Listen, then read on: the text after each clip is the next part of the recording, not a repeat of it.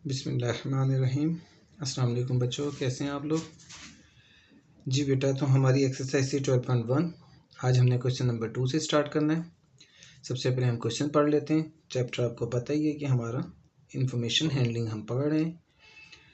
For a school staff the following expenditure rupees in hundreds are required for the repair of chairs की repair के लिए school expenditures में ये पैसे हमें हंड्रेड्स में दरकार हैं।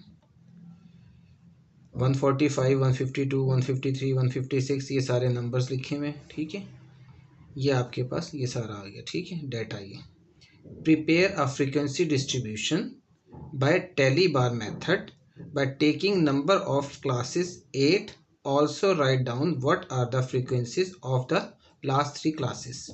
अब इसमें हमें उसने क्या चीज़ पूछी है? एक तो फ्रीक्वेंसी डिस्ट्रीब्यूशन पूछी है, किस मेथड से वो बाद में हम करते हैं। ठीक है, नंबर ऑफ़ क्लासेस आपको 8 दे दी हैं उसने, और फिर आपसे पूछा है कि लास्ट 3 फ्रीक्वेंसीज जो हैं वो बतानी है। लास्ट 3 क्लासेस की हमने फ्रीक्वेंसीज बतानी है। ये दो बातें हमारे पास आ जाती हैं। पहला काम तो फ्रीक्वेंसी डिस्ट्रीब्यूशन।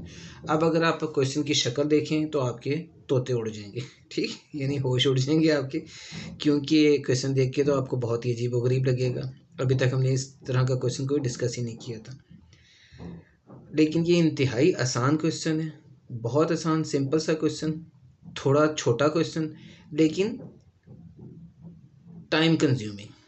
इसमें आपको टाइम ज़्यादा लगेगा, और दूसरी बात कंसंट्रेशन बहुत ज़्यादा हमें चाहिए होगी इसके लिए। हम बहुत कंसंट्रेशन के साथ हमें ये क्वेश्चन करना पड़ेगा। अगर हमने अपनी कंसंट्रेशन थोड़ी सी भी लूज़ कर दी तो हमारा क्वेश्चन गलत हो जाएगा, और कहाँ से गलत होगा, कैसे गलत होगा, हमें ये समझ ही नहीं आएगी। इसलिए इसमें कंसंट्रेशन की बहुत ज़्यादा ज़रूरत है।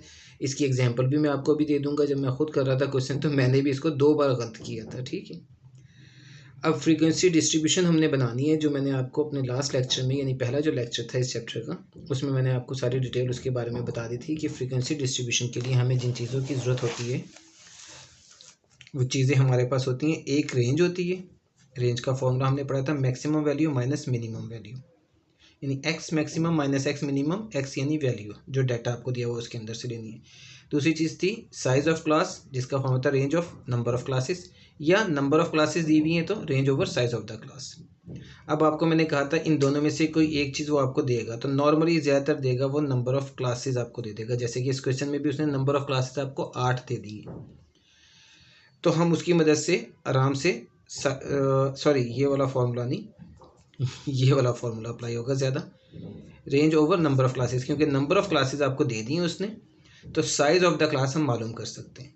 ज़्यादातर ये वाला आएगा, लेकिन अगर आपको वो साइज़ ऑफ द क्लास दे देगा खुद, तो हम नंबर ऑफ़ क्लासेस हम मालूम कर लेंगे, क्योंकि हमें साइज़ ऑफ द क्लास और नंबर ऑफ़ क्लासेस ये दोनों ही की ज़रूरत पड़ती है। कोई एक चीज़ वो देगा आपको तो दूसरी हमने मालूम करनी होगी, यानी अगर ये देगा तो ये मालूम करना होगा, अगर ये दे देगा तो ये मालूम करना होगा। रेंज हम डाटा के अंदर से निकालते हैं खुद, ये भी हमें मालूम नहीं होता, ये हमने खुद मालूम करना होता है। और वो हम कैसे मालूम करेंगे? उसके लिए सिंपल सा ही जो डाटा दिया हुआ होता है, इसको सबसे पहले आपने देखना है। अब जब हम डाटा देखते हैं तो कंसंट्रेशन यहीं से हमारी शुरू हो जाती है कि हमने डाटा में देखना है कि सबसे बड़ी वैल्यू कौन सी और सबसे छोटी वैल्यू कौन सी है।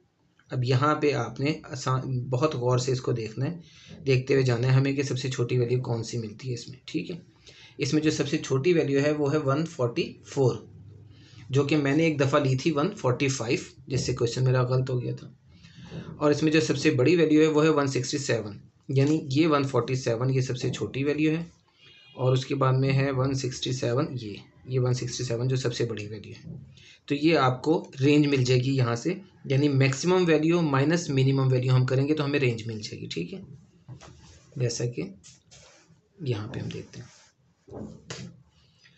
सबसे पहले हमने शुरू यहाँ से करना है। Range is equal to x maximum minus x minimum. आप चाहे इधर maximum value minus minimum value लिख दें, वो कोई प्रॉब्लम नहीं है।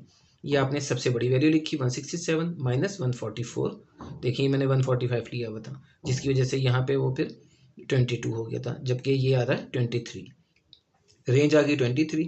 नंबर ऑफ़ क्लासेस गिवन है 8 दी हुई है आपको, नंबर ऑफ़ क्लासेस ये दी हुई है 8। ठीक है, तो हमने साइज़ ऑफ द क्लास निकालने हैं, तो साइज़ ऑफ द क्लास का फॉर्मूला हमने लिखा, size of the class is equal to range over number of classes. अब 23/8 हमने किया, 23/8 का आंसर आ जाएगा 2.875, या जो मर्जी आ जाए। ठीक है, जो मर्जी से मुराद 2 पॉइंट समथिंग करके आ रहा है। अब 2 पॉइंट समथिंग जब आएगा आपके पास, तो आपने याद रखना है साइज ऑफ द क्लास जो है पॉइंट में नहीं आपने लेनी है। नंबर ऑफ़ क्लासेस भी पॉइंट में नहीं आ सकती। नंबर ऑफ़ क्लासेस तो मैंने आपको बताया था कि क्लासेस के बारे में मैंने आपको लास्ट लेक्चर में बताया था कि क्लासेस ये होती हैं, ठीक है, 1 2 3 4 5 6। तो जाहिर सी बात है ये 5.5 या 3.5 या 2.9 ऐसे तो नहीं आनी है, ये टोटल हमने होल नंबर में लिखनी है, ठीक है। तो आपके पास इसी तरह से साइज ऑफ द क्लास जो है वो भी आपने होल नंबर में लिखना है। अब यहाँ पे 2.1 भी आंसर होता ना तो आपने इसको 3 ही देना था। 2.2 2.3 2.4 2.5 6 7 8 9 जो मर्जी आ जाए, तो number size of the class आपका आ जाएगा 3, ठीक है। ये बात आपने याद रखनी है। ये साइज ऑफ द क्लास आ गया 3, यहाँ तक भी बात समझ में आ जाती है, कोई इतनी मुश्किल नहीं है। आपने सबसे बड़ी वैल्यू देखी, सबसे छोटी वैल्यू देखी, फिर साइज ऑफ द क्लास, उससे हमने रेंज और साइज ऑफ द क्लास हमने निकाल ली। अब साइज ऑफ द क्लास 3 आने का मतलब ये है कि हमने जो इसका जो ऊपर नीचे वाली वैल्यू है उसके दरम्यान में फ़र्क 3 का रखना है, ठीक है।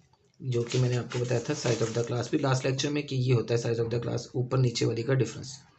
यानी 24 29 34, ये देखें सब में 5 5 का फ़र्क आ रहा है। यहाँ से देखें आप तब भी 28 33 38, यहाँ भी 5 5 का फ़र्क है। तो दोनों ये साइज ऑफ द क्लास होता है हमारा।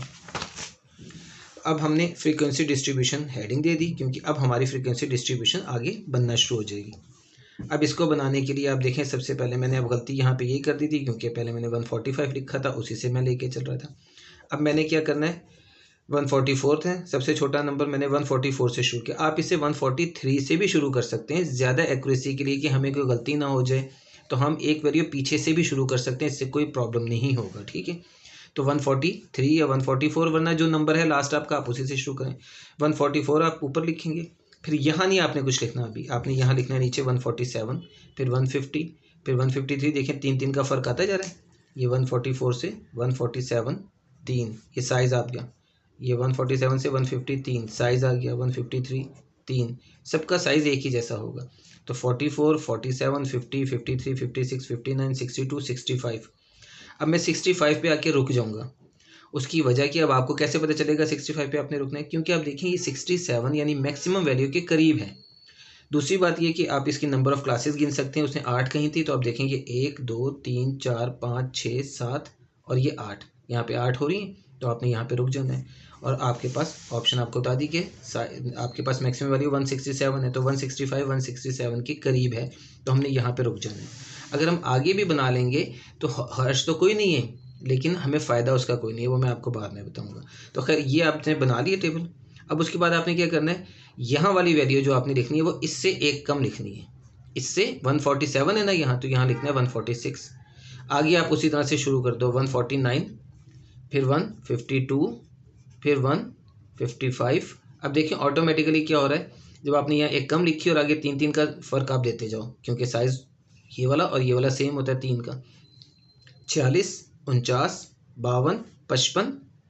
अब आप देखें खुद ब खुद 50 से एक कम, जैसे 47 से एक कम थी, ये 50 से एक कम, ये 53 से एक कम, ये 56 से एक कम।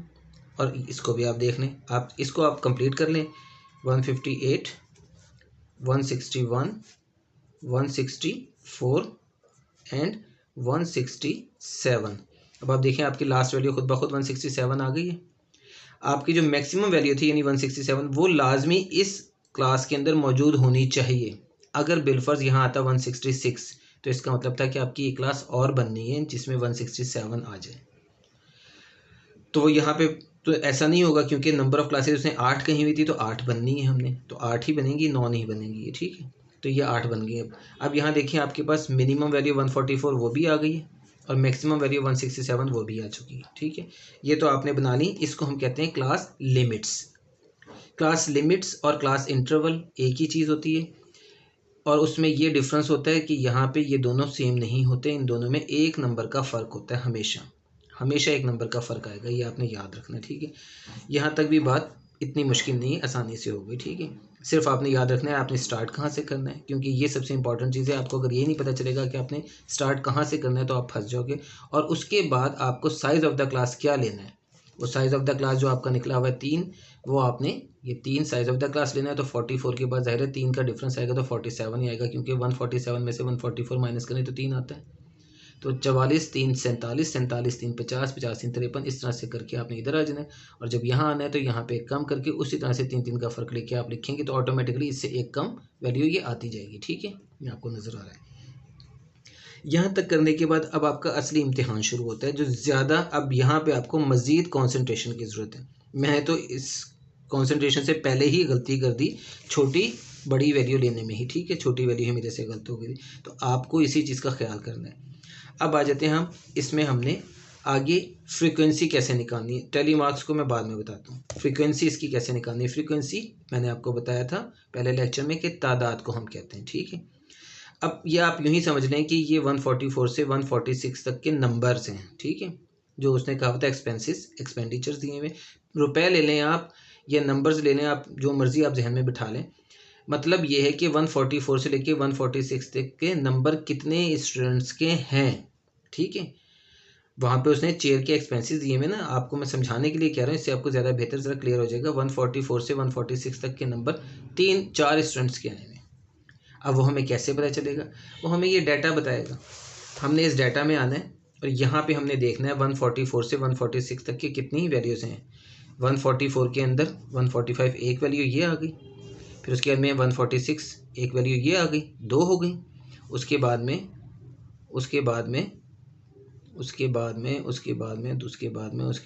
ये तीसरी वैल्यू 145 आ गई, और फिर ये 144 आ गई चौथी वैल्यू। ये 4 वैल्यूज़ आ गई आपके पास 144 से 146 के अंदर। ये 144 से 146 से ऊपर नहीं, देखें इसमें 144 भी है 146 भी है, बाकी 2 145 वाली हैं। ठीक है, और इनको मैंने यूँ क्रॉस कर दिया, कट कर दिया। ये पेंसिल से आपने बैठ के करना है क्वेश्चन।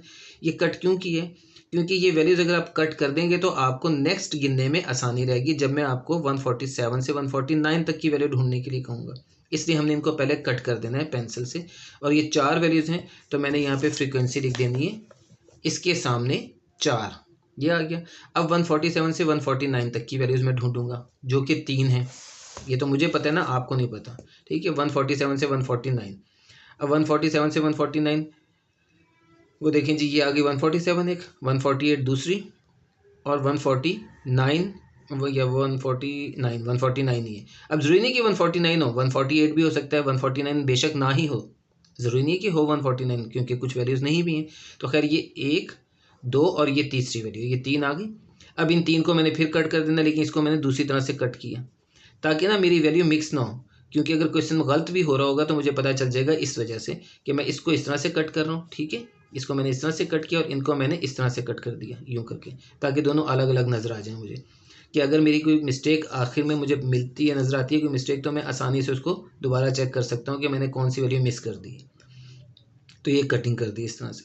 अब ये आंसर आ गया 3, तो मैंने फ्रीक्वेंसी 3 वैल्यूज़ हैं तो वो मैंने लिख दिया 3। अब आपको बाद मेरा ख्याल है समझ आ गई होगी कि देखिए हमने करना क्या होता है, हमने इस रेंज के अंदर जो हमारे पास गिवन डाटा है उसको गिनना है कि वो कितनी बार आया हुआ है इस रेंज में, यानी 144 से 146 नंबर 4 स्टूडेंट्स ने लिए हैं। 147 से 149 तक के नंबर्स जिन स्टूडेंट्स ने लिए हैं वो तादाद 3 है। इसी तरह से 150 से 152 तक के नंबर जितने बच्चों ने लिए हैं वो 7 हैं। जैसे कि हम गिनेंगे 150 से 152, यहाँ देखेंगे 152 एक आ गया, एक, उसके बाद में मैंने तो यहाँ क्रॉस किया हुआ ना, मुझे पता है 2, ठीक है, उसके बाद में 3, फिर उसके बाद में 4, फिर 5, फिर 6, फिर 7, ये देखें 7 नंबर, इनको मैंने यूं क्रॉस डाल दिया है। ठीक है, ताकि सबके अलग अलग जो आपको मैंने अभी बताया। अब यहाँ पे 150 से लेके 152 तक के नंबर्स यही हैं, यही तादाद है 150 से 152 तक, और इसके अंदर और कोई नंबर नहीं है इसके अलावा, यानी 150 से लेके 152 तक नंबर्स लेने वाले स्टूडेंट्स जो हैं वो 7 आ गए हमारे पास। ठीक है, बात समझ में आ रही है आपको?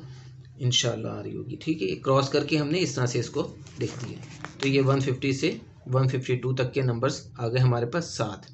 तो वो डाटा के अंदर से हमने ये चीज़ उठाई और यहाँ लिख दी। सेम इसी पैटर्न से हमने फिर 153 से 155 तक लिखना है, देखना है कि कितने नंबर्स आए हुए हैं, वो 5 आएंगे। फिर 156 से 158 तक 4 आएंगे, फिर 159 से 161 तक भी 4 हैं, फिर 162 से 164 तक एक ही स्टूडेंट है, और 165 से 167 तक 2 हैं। ठीक है जी, तो ये आपके पास आ गया यहाँ पे। अब उसके बाद में क्या करेंगे हम, उसके बाद हम इसको टोटल करना शुरू करेंगे फ़ौरन। 4 और 3 7, 7 और 7 14, 14 और 5 19, 19 4 23, 23 4 27, 27 और 1 28, 28 और 2 30। यानी इसका जो समेशन आया, समेशन यानी सम, जो मैं आपको बता चुका हूँ, समेशन सिग्मा से डिनोट करते हैं हम इसे, सिग्मा एफ या समेशन। ये पता नहीं मैंने आपको बताया कि नहीं बताया, खैर ये मैं अभी दोबारा बता देता हूँ। तो इसको जो ऐड किया हमने तो आ रहा आंसर 30, 30 ही लिखेंगे। ये आया हमारे पास, ये फ्रीक्वेंसी को चूंकि हम एफ से डिनोट करते हैं तो ये सिग्मा एफ 30 है। सिग्मा ये सिंबल है सिग्मा का, और इसका मतलब होता है सम लेना, जितनी वैल्यूज हैं सबको सम अप कर देना, वो सिग्मा कहलाता है। यानी कि ये जो है चीज़ है इसको हम बोलते हैं सिग्मा, और समेशन भी कहते हैं, समेशन सम से निकला हुआ है, समेशन यानी कि सम अप करना वैल्यू को, ठीक है। तो इन सब वैल्यू को सम किया, तो एफ को सम किया हमने, एफ का सम लिया हमने, ठीक है, एफ का सारा ये सम लिया हमने, तो हमने इसे सिग्मा एफ कह दिया। Sigma f is equal to 30, क्योंकि ये सिग्मा एफ हमने आगे यूज़ करना है, ये लव सिग्मा का बहुत ज़्यादा, तो इसको आप याद रखें, चूँकि यहाँ इसकी शायद ज़रूरत नहीं थी, सिग्मा एफ लिखने की जरूरत नहीं थी, टोटल तो आपने करना है 30, तो sigma f is equal to 30। अब ये जो 30 आया आंसर, ये बहुत ही ज़्यादा इंपॉर्टेंट चीज़ है। अगर ये आंसर 31 आ जाता है या 29 आ जाता है या 28 आ जाता है, तो इट्स मीन आप क्वेश्चन गलत कर रहे हैं। वो क्यों? क्योंकि असल में 30 जो है ये तादाद है इसकी, 1 2 3 4 5 6 7 8 9 10, फिर ये 10 20 और ये 10 30। अब यहाँ पे उसने लिखा हुआ है school staff the following expenditure for the repair of chairs, ये एक्सपेंडिचर थे रिपेयर ऑफ चेयर्स के लिए। यहाँ पे उसने तादाद लिखी भी नहीं, वरना बाज़ औक़ात वो तादाद भी मेंशन कर देता है कि 30, तो तादाद हमने खुद गिननी है 30। अब देखें, जो आपने ये जो टेबल बनाया था, जो हमने फ्रीक्वेंसी डिस्ट्रीब्यूशन ले रहे थे, मैंने कहा कि 144 से 146 तक के स्टूडेंट्स, यानी स्टूडेंट्स के आप 30 थे ना, तो अब सारे स्टूडेंट्स के नंबर है ना ये, इसमें 144 से 146 तक नंबर लेने वाले 4 स्टूडेंट्स हैं, इतने नंबर लेने वाले इतने स्टूडेंट्स हैं, इतने नंबर लेने वाले इतने स्टूडेंट्स हैं, इतने नंबर लेने वाले इतने स्टूडेंट्स हैं, तो ये क्लास में स्टूडेंट्स की तादाद है। तो 30 बच्चों ने टेस्ट दिया था, 30 बच्चों के ये नंबर हैं, तो जाहिर सी बात है ये नंबर जब 30 बच्चों के, तो इनका सम 30 ही आना चाहिए ना। अगर ये 30 नहीं आया तो इसका मतलब है कि आपने किसी एक बच्चे को मिस कर दिया है। समझ रहे हैं बात को? ठीक है, किसी एक बच्चे को आपने मिस कर दिया, इसलिए आपका आंसर यहाँ 29 आ रहा है या 31 आ रहा है, तो इट्स मीन कि आपने कोई एक बच्चे को 2 मरतबा गिन लिया है। अब आपको ये पता ही नहीं चलेगा कि आपने किस बच्चे को स्किप कर दिया है या किसको 2 बार गिन लिया है, वो आप इसमें से बता ही नहीं सकते। देखें, आपके पास ये तो नंबर्स लिखे हुए, अब हमें क्या पता हमने इसमें से मिस कर दिया है या इसमें हमने 2 बार गिन लिया है। जैसे 144 शायद 2 बार गिन लिया, या 146 2 बार गिन लिया, या 145 2 बार गिन लिया, या यहाँ से 150 से 152 इसमें से मैंने कोई नंबर स्किप कर दिया, कोई एक बच्चे को कम गिना या एक बच्चे को मैंने ज़्यादा गिन लिया, तो मुझे तो पता ही चलेगा मैंने गलती कहाँ की है। इसीलिए इसे बहुत गौर से हमें करना है, बहुत कंसंट्रेशन के साथ हमने करना है, ताकि हमें अपनी गलती ना मिले। क्योंकि अगर यहाँ गलती होगी तो हम फंस जाएंगे, और अगर हम गलती कर देते हैं बिलफर्ज हम फंस गए, तो फिर क्या होगा? ये जो कटिंग हमने की हुई है, इससे हमें आसानी होगी कि हम यहाँ से ढूंढ सकते हैं, क्योंकि कटिंग की बदौलत क्या हो रहा है। अब मैं जैसे फ़ौरन बता रहा हूँ, 1 2 3 4, मुझे नज़र आ गया कि ये 4 नंबर्स हैं जो मैंने लिखे थे 4, तो मुझे अगर गलती भी की हुई तो मैं फ़ौरन देख लूँगा कि ये 4 नंबर हैं, जो कि ये तो हैं। इसमें कोई नंबर अगर 2 बार मैंने गिना हुआ तो मुझे फ़ौरन पता चल जाएगा कि यार ये तो 4 है, 5 मैंने गिन लिए थे। या अगर एक नंबर कम है तो फिर मुझे ढूंढना पड़ेगा, इन चारों को छोड़ के बाकी नंबर मैं देखूंगा कि हाँ यार मेरे नंबर कोई इसमें से स्किप तो नहीं हुआ, वो मैं चेक करूँगा, तो मुझे इस तरह ढूंढना पड़ेगा।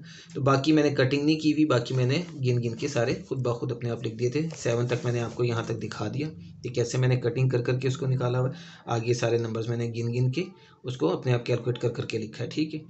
तो ये हमने इस तरह से क्लास लिमिट से ये फ्रीक्वेंसी हमने बनानी है, और यही सबसे मुश्किल पोर्शन है इस क्वेश्चन का, और सबसे टफ भी, और सबसे टाइम कंज्यूमिंग भी, क्योंकि इसमें टाइम भी ज़्यादा लगता है, और कंसंट्रेशन भी सबसे ज़्यादा हमें यहीं पे चाहिए, ठीक है। हमारा कोई एक नंबर भी स्किप नहीं होना चाहिए, इसलिए इसको आप एक दफ़ा जब आप ये गिन लें नंबर 4 लिखने से पहले आप एक दफ़ा दोबारा इसको चेक करें कि क्या कोई नंबर मिस तो नहीं हो गया, क्योंकि नॉर्मली मिस हो जाता है, एक्स्ट्रा हम नहीं लिखते हैं। कम अज़ कम चांस ज़्यादातर यही होता है कि हमारे नंबर कम हो जाते हैं। 30 की जगह आंसर 27 28 29 ये आ सकता है, तो वो हम अगर अच्छी तरह से उसे गिनेंगे तो फिर इंशाल्लाह कोई प्रॉब्लम नहीं होगा, ठीक है। अब आ जाती है बात टैली मार्क्स, जो इसने कहा था कि आपने इसको बनाना कैसे है, फ्रीक्वेंसी डिस्ट्रीब्यूशन बाय टैली बार मेथड। टैली मार्क्स या टैली बार मेथड, जो मर्जी वो कह दे। टैली बार, टैली बार ये होता है कि आपने क्या है कि इसमें आपको पता था कि 4 स्टूडेंट्स आ रहे हैं, फ्रीक्वेंसी यानी 4 है, तो आप फ्रीक्वेंसी नॉर्मली टैली के बाद लिखते हैं, क्योंकि पहले टैली बनाते हैं। लेकिन मैंने बाद में बनाई और आप भी बेशक बाद में बनाए, उससे कोई प्रॉब्लम नहीं है, क्योंकि आपने ये तादाद देखी 4, तो आप 4 को कैसे लिखेंगे, 4 लाइंस आप लिख देंगे, 4 बन गया, ये टैली बन गई। 3 है तो 1 2 3 3 लाइंस लगा दें। 7 है तो क्या करना है, 1 2 3 4 और 5वीं लाइन यूँ क्रॉस में करनी है, तो यूँ क्रॉस कर दें या यूँ क्रॉस कर दें, एक ही बात है। 5 ये हो जाएगा और फिर 1 2 7 हो गया। फिर अगर ये 8 होगा तो एक लाइन और आ जाएगी, 9 होगा तो 4 लाइनें आ जाएंगी, 10 होगा तो फिर दोबारा से 5 को हमने ये बना के फिर 1 2 3 4 और फिर 5वीं को यूँ कट कर देना है या यूँ कट कर देना है, वो 10 हो जाएगा। 11 होगा तो एक और लाइन आ जाएगी। तो इस तरह से ये सिलसिला चलता जाएगा। जैसे 5 के लिए जो मैंने आपको बताया 1 2 3 4, तो यूँ बना दें या यूँ बना दें, दोनों सूरतें ठीक होती हैं। अब चूँकि मैंने यहाँ यूँ बनाया तो मैंने इसको भी यूँ बना दिया, और अगला भी आपने ऐसे ही कट करना है 5 अगर होता। तो खैर ये 5 आ गया, ये 4 के लिए 4 लाइनें, 4 के लिए 4 लाइनें, 1 के लिए 1 लाइन, 2 के लिए 2 लाइन्स, बस ये टैली बार होता है आपका, ठीक है। तो इसमें कोई ऐसी मुश्किल चीज़ नहीं है, उसी तरह से आपने करना है। और फ्रीक्वेंसी बनाने के बाद मैंने आपसे कहा सबसे पहले आपने इसको टोटल करना है। टोटल आपका उस डाटा के जितना ही होना चाहिए जो डाटा हमें टोटल दिया हुआ, यानी डाटा में जितनी वैल्यूज़ दी हुई हैं उतनी ही होनी चाहिए, क्योंकि आपको ये बात समझ आ गई होगी कि जो डाटा है वही ये है असल में, क्योंकि उस डाटा ही से मैंने ये तादाद लिखी है ना इन सब की। तो ये तादाद अगर कम ज़्यादा हो गई तो इसका मतलब है ये डाटा से मैच नहीं कर रहा, तो हमने कोई चीज़ कम या ज़्यादा लिख दी है, जिसका मतलब है कि क्वेश्चन गलत कर रहे हैं हम। तो ये है आपकी फ्रीक्वेंसी डिस्ट्रीब्यूशन, और ये आपको पूरी एक्सरसाइज में आगे बनानी पड़ेगी इसी तरह से, इसी मेथड से। तो इसलिए इस बात को आप अच्छी तरह से समझ लें अभी, और यही काम आपने करना है। सबसे पहले रेंज, फिर नंबर ऑफ़ क्लासेस आपको दी हुई होंगी तो साइज़ ऑफ द क्लास आपने निकालनी है, यानी कि यही चीज़, ठीक है। रेंज फिर साइज़ ऑफ द क्लास मालूम करनी है, फिर हमने क्लास लिमिट्स इस तरह से बनानी है। बनाने के बाद आगे का काम आपका टैली बार और फ्रीक्वेंसी वाला है, ठीक है।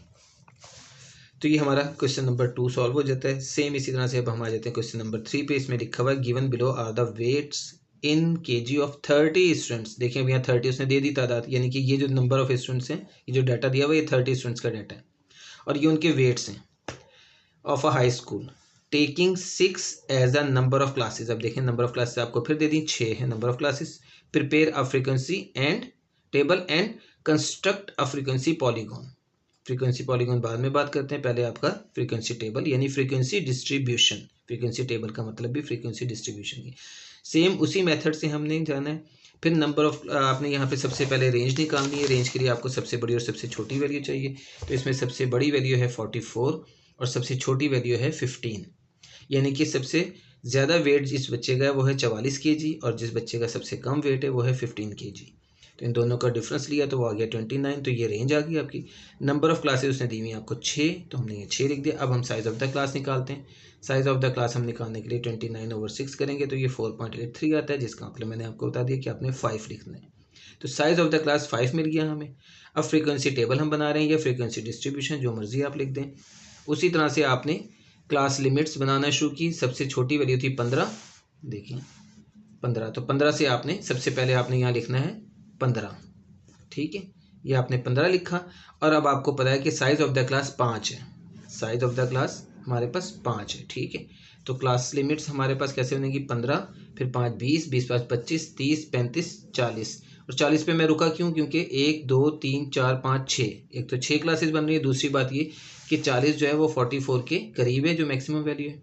अगला नंबर अगर मैं लिखता तो वो 40 की जगह 45, नीचे 40 के नीचे 45 लिखता, तो 45 तो 44 को क्रॉस कर गया, उससे बड़ी हो गई वैल्यू, तो इसका मतलब है उसकी मुझे ज़रूरत ही नहीं है।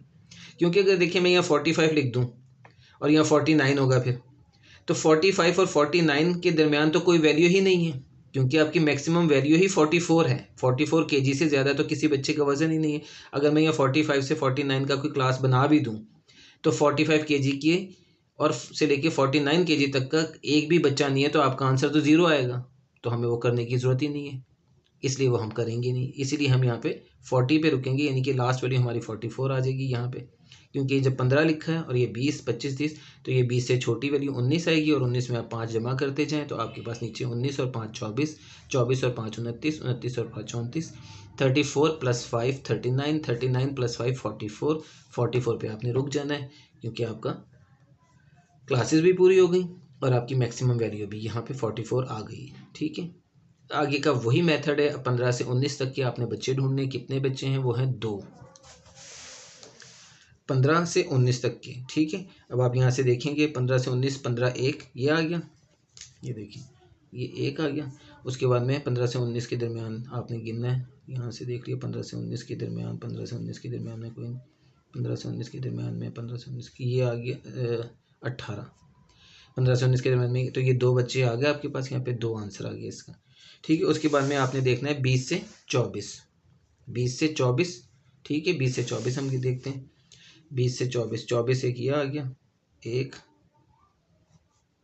2, अभी मैंने काट दिया नजर नहीं आएगा, 1 2, 20 से 24, 20 से 24, 20 से 24, 20 से 24, हम इसी तरह मेरी तरह बोलते रहेंगे तो आपको याद रहेगा। 20 से 24 ये आ गया 23, ठीक है जी।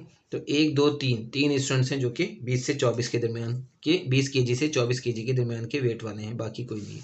तो यहाँ मैंने लिख दिया इसी तरह से 3, उसके बाद में इसी तरह से 5 और इसी तरह से 10 और फिर ये 6 और ये 4, फिर हमने इसका टोटल किया तो टोटल आया 30। इट्स मीन कि हमारा क्वेश्चन ठीक है, क्योंकि 30 ही स्टूडेंट्स थे तो ये उनका वेट है बिलतरतीब, ठीक है। 15 से 19 केजी तक के स्टूडेंट्स से 2। अब देखिए यहाँ पे आपको फ़ायदा क्या, जो मैंने आपको पहले लेक्चर में बताया था कि अब हमें ये डाटा बनाने का फ़ायदा होगा कि हमें इस वेट के बच्चों का पता चल गया कि इतने हैं, इस वेट के बच्चों का पता चल गया इतने हैं, इस वेट से बच्चों का पता चल गया इतने हैं, इतने वेट के बच्चों का पता चल गया। तो अब देखिए अगर आप फ़र्ज़ कर लें कि ये क्लास 6 के बच्चे हैं, ठीक है, तो क्लास 6 के अगर बच्चे हैं तो फिर हमें नज़र आएगा कि यार ये जो बच्चे हैं ये वेट कम वाले हैं, इनका वेट कम है अपनी एज के हिसाब से, क्योंकि 10 साल तक का बच्चा होगा 6 क्लास का, 10 साल के बच्चे का ये वेट जो है ना 24 केजी तक का कम है। 25 से 29, 30 से 34, यानी 25 से 34 तक के वेट के जो बच्चे हैं, यानी 15 बच्चे, ये तकरीबन ठीक वेट है इनका, क्योंकि 25 से यानी 25 से 34 केजी जो है वेट वो ठीक है वेट इतने एज के बच्चों का। ये जो 6 और 4 10 बच्चे हैं ये फिर इसका मतलब है कि ये ओवर वेट हैं। तो हम बड़ी आसानी से कैटेगराइज कर सकते हैं अपने क्लास के स्टूडेंट्स या अपने कहीं के भी बच्चों के बारे में या बड़ों के बारे में कि वो ओवर वेट कौन है, वेट कम वाले कौन है और नॉर्मल कितने हैं। तो ये हमें फ़ायदा होता है फ्रीक्वेंसी डिस्ट्रीब्यूशन बनाने का इस तरह से। तो यहाँ तक तो हमारा काम वही पुराना जो हमने अभी किया था, यहाँ तक वही करेंगे और ये आंसर आ जाएगा ये हमारे पास, ठीक है। अब अगली बात पे हम आते हैं जो उसने कहा था कि आपने इसकी फ्रीक्वेंसी पॉलीगॉन बनानी है। फ्रीक्वेंसी पॉलीगॉन या खाली पॉलीगॉन का लफ्ज़ कह दे तो आप याद रखें कि इसके लिए आपको सबसे पहले तो ढूंढना पड़ेगा मिड पॉइंट। ये मिड पॉइंट की हेडिंग दी हुई है मैंने। मिड पॉइंट किसका मिड पॉइंट, देखें ये नंबर दिया हुआ है या टैली दिया हुआ है तो ये तो दोनों का कोई मिड पॉइंट नहीं होगा, मिड पॉइंट वाली बात नहीं। असल में मिड पॉइंट तो फिर ये है ना, ये एक रेंज दी हुई है, 15 से 19 की लिमिट है, रेंज है ना ये एक, ठीक है, 15 16 17 18 19, तो इसमें मिड पॉइंट ढूंढना है हमने, असल में इसका मिड पॉइंट होता है। तो मिड पॉइंट इनका क्या होगा, इन दोनों को ऐड करेंगे और 2 पे डिवाइड कर देंगे। जो मिड पॉइंट निकालने का तरीका होता है वो यही होता है, ठीक है। आपने 2 वैल्यूज़ हैं उनका मिड पॉइंट लेना है, तो वो 15 + 19 किया ओवर 2 कर दिया, तो ये आया 34 over 2 which is equal to 17। तो आपने मिड पॉइंट इस तरह निकालना है, तो आपने क्लास लिमिट्स को ऐड करके 2 पे डिवाइड किया तो ये आंसर आ गया 17। इन दोनों को ऐड करके 2 पे डिवाइड किया तो ये आ गया आंसर 22। अब यहाँ पे मैं आपको टाइम बचाने की तरकीब बता रहा हूँ। जिनका मैथ अच्छा है, कैलकुलेशन कम से कम इतनी तो होनी चाहिए 9 10th के बच्चों की, कि 17 और 5 22 हुआ है, तो 22 में 5 ऐड करें तो 27 आ जाएगा, 27 में 5 ऐड करें तो 32, 32 में 5 ऐड करें 37, 37 में 5 ऐड करें 42। चूंकि पहली 2 वैल्यू से आप अंदाज़ा लगा सकते हैं कि अगर इन दोनों के दरमियान में फ़र्क 5 का आया तो ये 5 5 5 का ही फ़र्क चलता जाएगा। आपको कैलकुलेटर से जब आप ऐड करोगे 2 पे डिवाइड करोगे वो टाइम ज़्यादा लगेगा, जबकि यहाँ पे आपका टाइम कम लगेगा और आपको इस क्वेश्चन के लिए टाइम बचाने की बहुत सख्त ज़रूरत होगी, क्योंकि क्वेश्चन लेंथी हैं। ये अटैम्प्ट करने में आपको यही नुकसान है कि आप इन क्वेश्चन में टाइम बहुत वेस्ट करोगे, इसलिए इसको पेपर में भी आपने सबसे एंड पे करना है क्वेश्चन को। तो खैर ये मिड पॉइंट निकालने का तरीका है। मिड पॉइंट निकाला है हमने फ्रीक्वेंसी पॉलीगॉन के लिए। अगर पॉलीगॉन ना होती, सिर्फ डिस्ट्रीब्यूशन होती, तो हमारा क्वेश्चन सिर्फ यहाँ तक था, ठीक है, फिर हमारे क्वेश्चन में आगे कहीं नहीं जाना था। अब हम पॉलीगॉन कैसे बनाएंगे, वो एक ग्राफ है, तस्वीर है, उसको बनाना है, उसको सीखना है ज़रा आपने। मुश्किल नहीं है इतना कोई ख़ास, बस थोड़ी सी सेंस के साथ। देखिए ये बनी हुई आपकी फ्रीक्वेंसी पॉलीगॉन, ठीक है। इसमें ये फ्रीक्वेंसी पॉलीगॉन की हेडिंग मैंने ऊपर दे दी है। इसमें अब तरीके करके आपने एक्स और वाई एक्सिस आपको बनाना आते हैं, ठीक है, ये हमने सीखे हुए। ग्राफ पे ये आपका वाई एक्सिस होता है, ये आपका एक्स एक्सिस होता है। अब ये हमने अंदाजे से अभी बनानी है चीज़, मैंने अभी लाइनें लगाई अंदाजे से। अंदाज़ा भी मतलब ऐसा नहीं, हमने सोच लेना है पहले। आप ये याद रखें कि जो फ्रीक्वेंसी होती है ये आपका वाई एक्सिस होता है, हमेशा हमेशा फ्रीक्वेंसीज को आपने वाई एक्सिस लेना है और ये जो क्लास लिमिट्स होती हैं या क्लास बाउंड्रीज, लिमिट्स तो हम लेते ही नहीं है, खैर बाउंड्रीज बनाते हैं, सिर्फ बाउंड्री कैसे बनानी है वो बात की बात है, लेकिन क्लास बाउंड्री वो हमारा एक्स एक्सिस होता है, या मिड पॉइंट लिया हमने क्योंकि हमने इससे मिड पॉइंट लिया है ये, तो ये जो मिड पॉइंट है ये आपका एक्स एक्सिस आ जाएगा, तो ये एक्स एक्सिस में आ जाएगा और ये वाई एक्सिस में आएगा। फ्रीक्वेंसी आप याद रखें वाई एक्सिस है तो ये आपको याद रहेगा एक्स एक्सिस है, ठीक है। ये आपने इस तरह से फ्रीक्वेंसीज देखें, ये वाई एक्सिस में लिखी हुई मैंने और ये मिड पॉइंट है जो मैंने एक्स एक्सिस में लिखे हुए। अब इसको करने के लिए क्या करना पड़ेगा आपको, ये ग्राफ पेपर पे वैसे आपको ज़्यादा बेहतर समझ में आता, मेरा मकसद सिर्फ आपको समझाना था, ग्राफ पेपर पे आप बनाएंगे आपके लिए ज़्यादा ईजी होगा काम, क्योंकि उसमें बॉक्सेस बने हुए होते हैं, ठीक है। स्केयर बॉक्सेस जो हैं वो सीधे सीधे बने हुए हैं, आप सबने ग्राफ पेपर देखे हैं।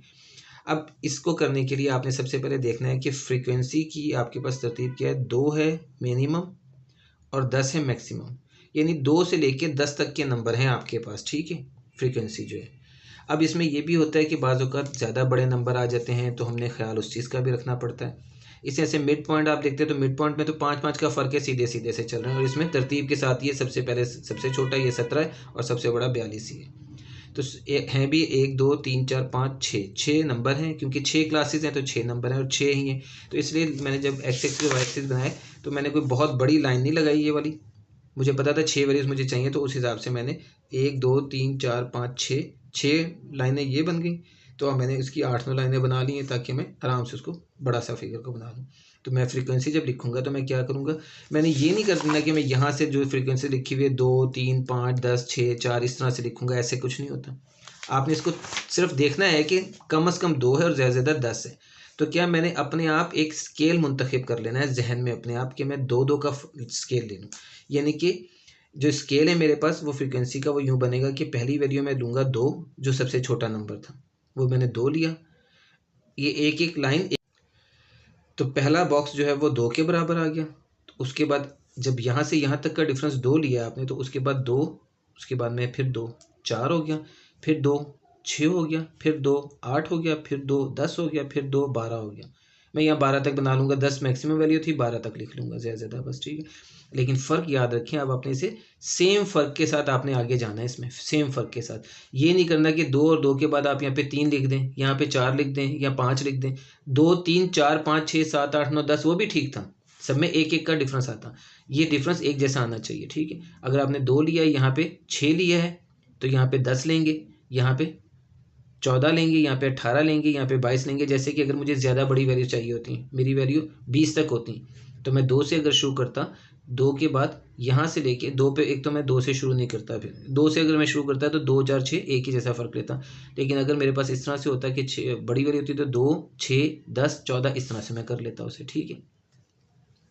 तो खैर वो डिपेंड करता है हमारे पास क्वेश्चन किस तरह से है, वैसे 2 के साथ 6 होगा नहीं, लेकिन मैंने अभी समझाने के लिए आपको बता दिया, क्योंकि यहाँ से यहाँ तक का डिफरेंस 2 है तो वो वैसे ही चलेगा, उसमें फिर ऐसी वैल्यू नहीं आएंगी, वो फिर हम 5 10 15 20 इस तरह से करके ले सकते हैं। खैर ये वाई एक्सिस आ जाएगा आपका फ्रीक्वेंसी का टेबल। अब इसी तरह से एक्स एक्सिस में आपने बनाना है, आपने जैसे यहाँ पे थोड़ा गैप दे के किया था, इसी तरह से यहाँ भी थोड़ा गैप देना है आपने, और यहाँ पे गैप जो मैंने 2 डब्बों का दिया है, यानी कि एक, जैसे कि यहाँ से यहाँ तक का एक डब्बा है मेरे पास, एक स्क्वायर है, तो ये तकरीबन इसी के बराबर है, ये गैप जितना ये है उतना ही है, तो इसको लिया मैंने एक डब्बा, फिर एक डब्बा ये वाला लिया, 2 डब्बे छोड़ के फिर मैंने 17 लिखा है। एक तो पॉलीगॉन बनाते वक्त आपने ख्याल रखना है कि आप 2 डब्बे ही छोड़ें तो ज़्यादा बेहतर है, यानी कि जितना डिफरेंस इसका है उससे डबल यहाँ पे रखें, नहीं भी रखते हैं तो कोई ऐसा इशू नहीं है, ठीक है, आप यहाँ से भी इशू कर सकते थे, लेकिन फिर ये वाली जो लास्ट लाइन है ना, ये आपकी ज़रा सी टेढ़ी हो सकती थी, लेकिन इससे कोई फ़र्क नहीं पड़ता, आप एक डब्बा छोड़ के यहाँ भी 17 ले सकते थे। तो मैंने खैर 2 डब्बे छोड़ के लिए 17, 2 डब्बे मीन के डबल डिस्टेंस, ठीक है, डब्बे से मुराद मेरी वही आ रही है, यहाँ डब्बा कोई नहीं बना हुआ, लेकिन आप जब ग्राफ पेपर पे देंगे तो आपको पता है ये यूँ एक डब्बा बना हुआ होगा स्क्वायर, दूसरा स्क्वायर ये होगा, तीसरा स्क्वायर ये होगा, चौथा स्क्वायर ये होगा, उर्दू में मैं उसे डब्बा बोल रहा हूँ, ठीक है। तो यहाँ पे आपने लिया 17। अब आपके पास देखिए मैंने आपको बताया था कि मिड पॉइंट आपके पास एक तरतीब से, तो 17 17 के बाद 22, ये आपने वही लेने हैं जो थे। यहाँ पे देखिए आपने फ्रीक्वेंसी के अंदर 4 कहीं पे नहीं है तो ना हो, 6 कहीं पे नहीं है तो ना हो, लेकिन आपने एक तरतीब के साथ लिया, ये अपनी मर्ज़ी से लेना है, समझ बूझ के साथ लेना है, यानी कि इसमें ये नहीं होगा कि आप अपनी मर्ज़ी लें लेकिन बेतुकी मर्ज़ी नहीं करनी है, इसका डिस्टेंस एक जैसा होना चाहिए, ये आपने ख्याल रखना है। फ्रीक्वेंसी लिखते वक्त आपको इस बात का ख्याल होना चाहिए कि आपने इसको कैसे शुरू करना है। सबसे मिनिमम से आपने शुरू करना है, जो सबसे छोटी वैल्यू होगी फ्रीक्वेंसी के अंदर वहाँ से आप शुरू करें और आगे आपने डब्बे लेने हैं तो एक तरतीब के साथ लेने हैं ताकि आपको ग्राफ बनाने में आसानी हो। अगर आपकी तरतीब गलत हो जाएगी, यानी 2 4 5 7 9 15 11 इस तरह से आप उल्टे सीधे नंबर लेंगे तो फिर इसका मतलब है कि वो क्वेश्चन गलत हो रहा है आपका। ठीक है, तो ये आपने लाजमी एक तरतीब के साथ लेना है और ये आपकी होगी ही तरतीब के साथ, क्योंकि मिड पॉइंट हो या क्लास बाउंड्रीज हो वो एक तरतीब के साथ ही होंगे। 17 फिर 22 फिर 27, यानी कि हर डब्बा जो है वो 5 के बराबर है। तो 17 22 27 32 37 42 42 आपका लास्ट नंबर था। यहाँ पे आके हमने रुक जाना है।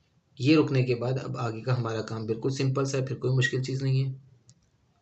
अच्छा, अब ये आपके स्केल मैंने लिखे थे वो आप लिख लेंगे। यहाँ आप लिख लें on x axis 1 square is equal to 5 unit. ठीक है, U N I T unit. 1 on x axis ये है। ठीक है, ये एक्स एक्सिस है। इसमें 1 स्क्वायर से मुराद देखें ये डब्बा जो मैंने आपको कहा था ये डब्बे बने हुए होते हैं। ठीक है, ये डब्बे, तो वहाँ पे डब्बे ही हैं। तो 1 स्क्वायर ये एक स्क्वायर है, ये एक स्क्वायर है।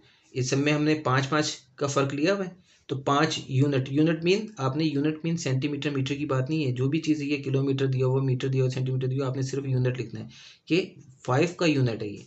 तो on y axis on x axis 1 square is equal to 5 unit. 1 small square 1 big square हम कुछ लिख सकते हैं, क्योंकि ये बिग स्क्वायर मैंने लिया हुआ, 1 बिग स्क्वायर भी लिख सकते हैं, क्योंकि इसको मैं बिग स्क्वायर ही कहूँगा, ये बिग स्क्वायर है। ठीक है, तो 1 big square is equal to 5 unit. इसी तरह से ऑन वाई एक्सिस जब हम लिखेंगे on y axis 1 square is equal to 2 unit. ठीक है, 1 स्क्वायर यानी कि ये एक डब्बा बना हुआ था। ठीक है, उसमें भी आपको नजर आएगा ये एक डब्बा है, तो ये यहाँ से यहाँ तक एक डब्बा ही है, ये भी एक डब्बा ही है, ये भी एक डब्बा ही है। ठीक है, तो ये 1 स्क्वायर इज इक्वल टू 2 2 2 2 दो का फर्क है ये, तो मैंने इसलिए यहाँ लिखना है 1 ऑन वाई एक्सिस 1 स्क्वायर या 1 big square is equal to 2 unit. तो ये आपने स्क्वायर भी मेंशन ज़रूर कर देने क्वेश्चन के अंदर, इसके नंबर कटेंगे, वरना आपके अगर आपने नहीं मेंशन किया तो आपको कर देना चाहिए।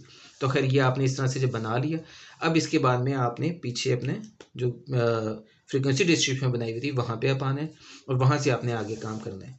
उसका बिल्कुल सिंपल सा तरीका देखें। 17 जब मिड पॉइंट है तो फ्रीक्वेंसी क्या है, 2 है। 22 पे फ्रीक्वेंसी 3 है। 27 पे फ्रीक्वेंसी 5 है। तो अब हम क्या करेंगे, 17 पे देखेंगे फ्रीक्वेंसी में 2 कहाँ आ रहा है। ये है 17 एक्स एक्सिस पे जो मिड पॉइंट था ये, और 2 कहाँ पे आ रहा है फ्रीक्वेंसी में यहाँ आ रहा है। तो यहाँ आपने एक डॉट लगा दिया, बड़ा सा मैंने कर दिया, उसे बाद में आप पहले सिंपल डॉट लगा दें। फिर उसमें देखें 22 पे फ्रीक्वेंसी क्या है, 3 है। 22 पे फ्रीक्वेंसी 3 है, तो 3 जो होगा 2 और 4 के दरमियान में है कहीं पे। इसकी सीध में वहाँ पे जब आप ग्राफ पेपर पे होंगे तो वहाँ आपको साफ नजर आ जाएगा, क्योंकि वहाँ स्मॉल स्केयर बने होते हैं। 1 बिग स्केयर के अंदर एक जो बड़ा डब्बा होता है उसके अंदर 10 छोटे डब्बे बने हुए होते हैं, या कुछ ग्राफ पेपर ऐसे होते हैं जिसमें 5 छोटे डब्बे दिए हुए होते हैं उसने, वो बिग स्केयर थोड़ा छोटा होता है उसका। तो खैर 3 आपको मिल जाएगा कहाँ, आप अंदाजे से भी लगा सकते हैं 2 से 4 के दरमियान में 3, तो ये तो अंदाजे के बगैर बिल्कुल मिड में आएगा। तो ये 3 ये है, तो इसकी सीध में आपने आना है, 3 की सीध में और 22 की सीध में, यहाँ पे आपने डॉट लगा देना है। फिर 27 में आपने देखना है कि मिड पॉइंट जब 27 है तो वहाँ पे आपकी फ्रीक्वेंसी 5 है। तो 27 पे फ्रीक्वेंसी 5 है, तो वो कैसे जाना है आपने, 27 पे ही ऊपर जाना है और यहाँ पे देखना है 5 कहाँ आ रहा है, वो भी 4 और 6 के दरमियान में है, तो 5 यहाँ आ जाएगा। तो ये आपने इसकी सीध और इसकी सीध में आके 5 लगा देना है। अब देखिए, अब आपको जो आपकी फ्रीक्वेंसी वो आपको आराम से मिल रही है। 2 4 6 आपने लिखा हुआ बेसिकली, लेकिन आपको 3 भी मिल जाएगा, 5 भी मिल जाएगा, क्योंकि हमें 2 4 और 6 के दरमियान में या उनके कहीं पे भी, जैसे 3 ना होता है 2.5 होता है, तो 2.5 भी मुझे मिल जाएगा। 2 और 3 के दरमियान में होगा तो 2 और 4 ये हैं, तो 3 यहाँ बीच में है, और 2 और 3 के दरमियान में 2.5 होगा, तो वो मुझे पॉइंट मिल जाएगा, वो ज़रा नीचे होता। तो ये हम आराम से ढूंढ सकते हैं जब हमारे पास स्क्वायर वो ग्राफ पेपर होगा, वहाँ पे बिल्कुल आसानी के साथ नज़र आ जाएगा हमें। यहाँ भी हमें कोई प्रॉब्लम नहीं हो रहा। देखें 27 के सामने और ये 5 के सामने ये डब्बा, ये डॉट लगा दिया हमने। फिर 32 पे हमारे पास आंसर आ रहा है 10। 32 पे हमारे पास फ्रीक्वेंसी है 10, तो 32 की सीध में हमने जाना है और 10 की सीध में हमने आना है। तो ये आ गया 32 की सीध में 10 की सीध में, तो ये हमारे पास ये डॉट लगा दिया। उसके अंदर 37 पे आ रहा है 6 आंसर, तो 37 के सामने और 6 के सामने आए, तो ये हमने डॉट लगा दिया। फिर उसके अंदर 42 पे आंसर आ रहा है 4, तो 42 के सामने गए और 4 के सामने आए, इसकी सीध में और इसकी सीध में, तो ये आपको 4 नजर मिल गया, तो इधर डॉट लगा दिया। तो ग्राफ पेपर पे आपको बिल्कुल सीध, यहाँ पे अब सीध आपकी थोड़ी बहुत देखिए, ये मैंने चूंकि अपने हाथ से लिखा हुआ इसलिए इसमें तो इसकी सीध में और इसकी सीध में, इसकी तो सीध फिर भी लाइन के ऊपर नजर आ रही है, लेकिन 3 में या 5 में देखें सीध में थोड़ा बहुत फर्क आ सकता है। तो ग्राफ पेपर पे वो फर्क नहीं आएगा, वो आपको लाइंस के अंदर हुआ हुआ होता है, वो तो आपको लाइंस आराम से मिल जाएंगी, यानी सबकी सीधी होगी, ठीक है, कोई सीध के बगैर नहीं होगा। तो खैर अब ये जो डॉट आपने लगाए, अब आपने इनको ज्वाइन करना है स्केल से। स्केल रखा, यहाँ से इस डॉट को मिला दिया, फिर इधर रखा स्केल और इस डॉट को मिला दिया उससे, फिर इधर रखा स्केल और इधर से इस डॉट को मिला दिया, यानी यूँ रखा आपने स्केल और इन दोनों को मिला दिया, फिर इन दोनों को, फिर इन दोनों को। ये अभी यहाँ से लेके यहाँ तक की ये फिगर बन गई। अब उसके बाद में हमने क्या करना होता है, हमने इन दोनों का जो दरमियान होगा ना, इन दोनों के दरमियान में हमने इस लाइन को आगे ज्वाइन कर देना है एंड से। इसी तरह से 42 और आगे 47 है, ठीक है, 42 और 47 के दरमियान में हमने इसको ज्वाइन कर देना है। तो बस ये हमने थोड़ा सा ख्याल रखना, बल्कि ये इसका गैप है ना, ये मैंने डबल गैप लिया था ना, तो ये बल्कि 42 से 47 पे आपका लगेगा ये, ठीक है, उस क्योंकि 47 से 51 वो 2 डब्बे बनते हैं, तो 2 डब्बों का दरमियान 47 बनता है, वो 47 के ऊपर आपने ये डब्बा लगा दिया, क्योंकि ये भी अगर आप देखें तो यहाँ से यहाँ तक एक गैप है, यहाँ से यहाँ तक एक गैप है सेम। तो इसका खैर कोई इतना बड़ा इशू नहीं है, तो ये आपने इस तरह से एक्स एक्सिस से ज्वाइन कर देनी है। तो ये जो तस्वीर बनी है आपकी, ये आपकी पॉलीगॉन बन गई, ठीक है, इसको हम कहते हैं फ्रीक्वेंसी पॉलीगॉन या पॉलीगॉन, ठीक है। तो थोड़ा सा ये भी टाइम कंज्यूमिंग है, थोड़ा सा नहीं बल्कि ज़्यादा टाइम कंज्यूमिंग है, लेकिन समझ में आनी चाहिए चीज़, आपको इंशाल्लाह समझ आ गई होगी। बस आपने इसका ख्याल रखना है, जो आपको बताया मिड पॉइंट आपने लेने पॉलीगॉन में लाजमी, जो आपके क्लास लिमिट से मिलेंगे, और फ्रीक्वेंसी जब आपने वाई एक्सिस पे हमेशा लिखनी है, मिड पॉइंट या क्लास बाउंड्रीज या क्लास लिमिट्स आपने हमेशा एक्स एक्सिस पे लेनी है। ये आपको प्रॉब्लम नहीं होगा, ये नंबर तरतीब के साथ आएंगे, ये बेतरतीब होते हैं, तो इसलिए आपको इसका स्केल लेते वक्त एहतियात करनी है। जो वैल्यूज़ होंगी मिनिमम वैल्यू से हमने शुरू करना है, और इसी तरह से मैक्सिमम वैल्यू हमने चेक कर लेनी है कौन सी है, उससे हम ज़्यादा भी लिख लें तो कोई हर्ज नहीं है। जैसे मैंने 12 लिखा, 14 भी लिख सकता हूँ मैं, 12 और ये 14 भी लिख देता, कोई नहीं, ये हालांकि यूज़ नहीं होने, लेकिन मैंने वैसे ही लिख दिया एहतियातन, तो उससे कोई फ़र्क नहीं पड़ता। तो खैर ये आपने जब लेना है तो इसको आपने एक तरतीब के साथ लाजमी लेना है। तरतीब अगर आपने मिस कर दी, क्योंकि देखिए आपके पास तरतीब ये खुद ब खुद तरतीब बनी हुई है, लेकिन है तो तरतीब 5-5 के फ़र्क के साथ सारे चल रहे हैं। तो यहाँ भी आपका फ़र्क जो है, यानी इसका डिफरेंस, ये सारा सेम होना चाहिए, ठीक है जी। तो माशाल्लाह ये क्वेश्चन नंबर 3 आपका हो जाता है। 2 क्वेश्चन है, टाइम बहुत हो गया इसमें, तो हम बाकी क्वेश्चन इंशाल्लाह नेक्स्ट लेक्चर में करेंगे। लेकिन असल बात ये थी कि आपने जो चीज़ यहाँ पे सीखी थी वो फ्रीक्वेंसी डिस्ट्रीब्यूशन है, जो कि बहुत इंपॉर्टेंट है, पूरे चैप्टर में आपको यूज़ करनी पड़ेगी, लेकिन खैर बनानी नहीं पड़ेगी इस तरह से, बनानी सिर्फ 12.1 में ही है।